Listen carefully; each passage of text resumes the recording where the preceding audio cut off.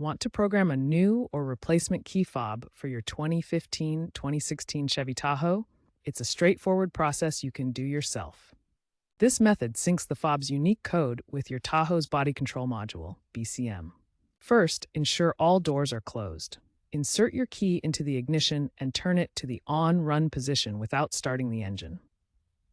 Next, press and hold both the lock and unlock buttons on your key fob simultaneously for about 15 seconds.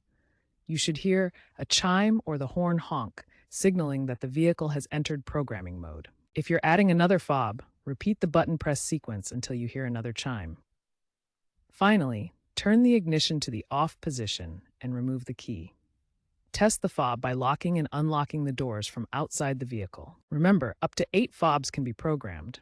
Post-2020 supply chain issues have led to higher costs for replacement fobs, averaging $50.50 USD. This DIY method communicates on 314 MHz radio frequency RF signals. If key fob programming fails, check your Tahoe's battery voltage first.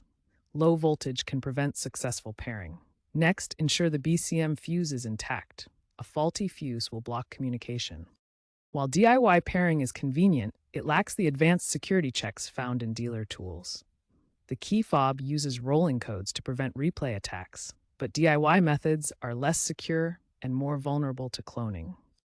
Key fob issues account for 10 to 15% of roadside assistance calls. Statistics show a high DIY success rate, but failures are common in high-mileage Tahoes. There's a shift toward digital key solutions in newer vehicles, with potential aftermarket options for older models like yours. If programming problems persist, consult a certified technician.